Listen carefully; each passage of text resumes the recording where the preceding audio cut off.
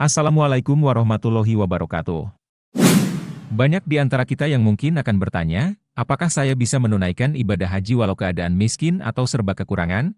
Jangankan untuk mengumpulkan biaya haji yang setiap tahun selalu mengalami peningkatan, untuk makan saja susah, mungkin begitu kata mereka yang serba kekurangan.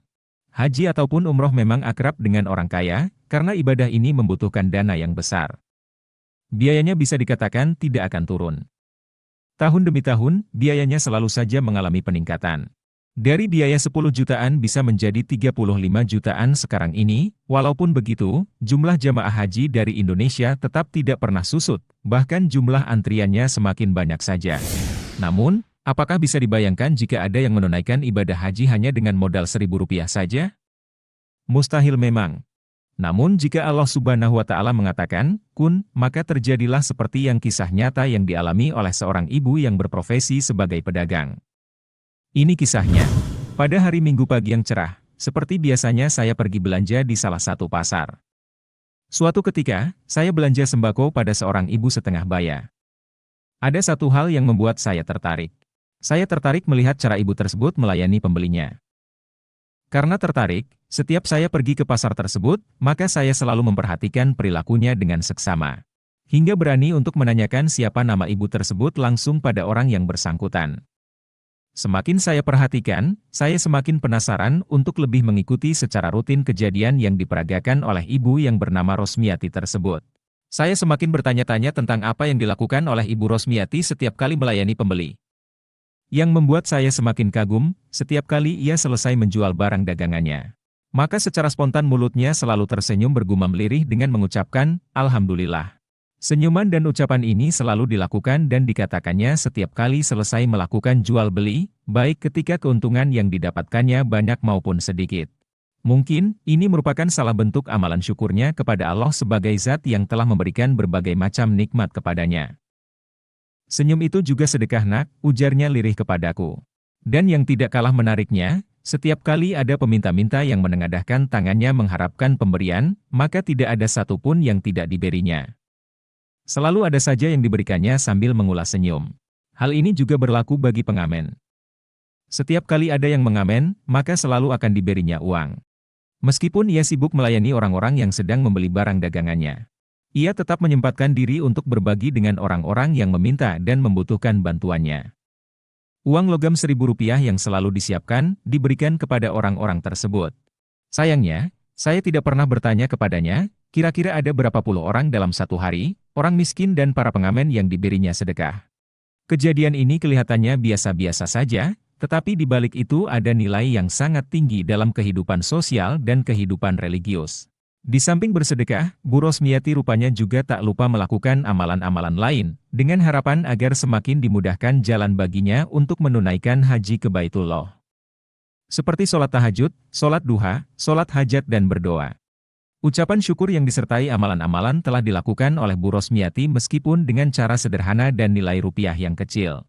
Hal ini sangat berbeda dengan kondisi sebuah toko yang bisa dibilang cukup besar, yang letaknya tidak seberapa jauh dari tempat Ibu Rosmiati berjualan.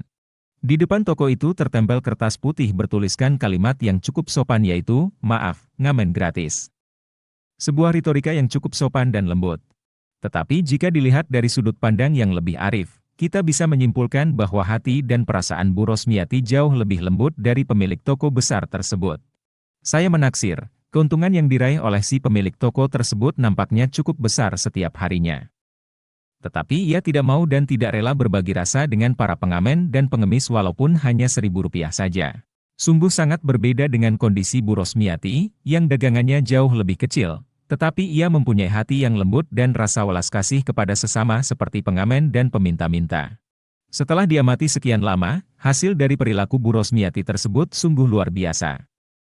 Saya perhatikan, semakin lama barang dagangannya semakin bertambah banyak, dan puncaknya beberapa waktu yang lalu saya mendapati informasi.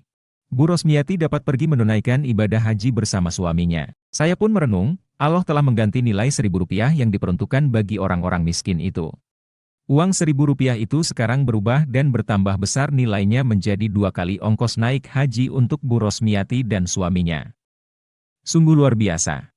Satu lagi yang dapat saya simpulkan, bahwa senyuman yang menurut Bu Rosmiati adalah sedekah dan ucapan, Alhamdulillah, di bibir Bu Rosmiati mempunyai timbangan setara dengan 50 juta rupiah.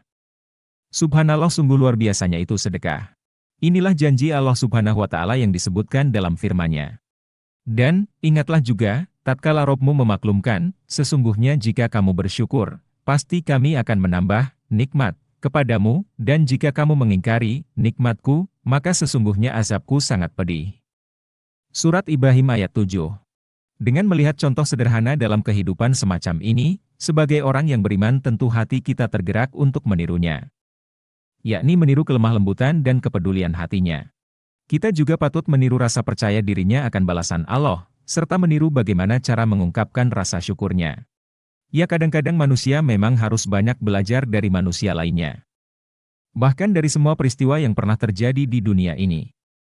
Karena ia adalah contoh berharga yang harus kita pelajari, kita baca dan kita renungkan. Semua itu merupakan ilmu Allah yang sangat mahal nilainya. Dengan modal Rp1.000 akhirnya Bu Rosmiati berangkat haji bersama suaminya. Itulah Bu Rosmiati, seorang ibu yang sebenarnya tidak mampu dari segi biaya, namun ia mampu menunaikan ibadah haji dengan izin Allah Subhanahu wa Ta'ala. Secara logika, tidak. Bahkan nyaris mustahil. Namun jika Allah sudah berkeinginan, maka apa yang tidak mungkin baginya? Hanya dengan kata, kun, jadi, maka terjadilah apa yang diinginkannya. Awalnya saya menduga, orang pergi haji pastilah yang kaya dan mapan, alias berkecukupan. Ternyata saya salah, ternyata Allah betul-betul memilih tamu-tamunya. Mereka yang terpilih bukanlah orang-orang punya harta, tetapi ia betul-betul punya impian dan keinginan yang kuat, dan hati yang berani.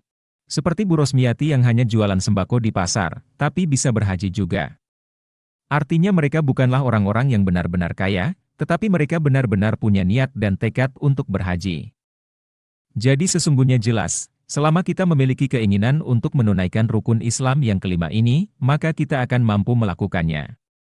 Tidak ada yang mustahil jika Allah mengatakan, kun, maka terjadilah segala sesuatu yang diinginkan. Jangankan orang yang masih bisa mencukupi kebutuhan pokok sehari-hari, orang yang tidak memiliki apapun bisa mendapat karunia pergi ke Tanah Suci untuk berhaji atau berumroh.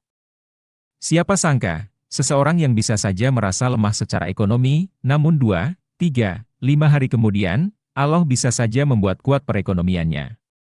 Dan ia pun akhirnya mampu menunaikan ibadah agung nan suci ini. Hanya saja, ada baiknya kita mendekatkan diri kepada Tuhan dengan amalan-amalan yang akan memudahkan untuk menunaikan rukun Islam yang kelima ini, seperti yang dilakukan oleh Bu Rosmiati. Insya Allah, dengan amalan-amalan yang dapat dilakukan tersebut oleh seseorang yang tidak mampu menunaikan ibadah haji secara materi, menjadi mampu menunaikannya, amin ya rabbal alamin. Demikian penjelasannya tentang orang yang suka bersedekah bisa naik haji. Semoga videonya bermanfaat bagi yang menontonnya. Wassalamualaikum warahmatullahi wabarakatuh.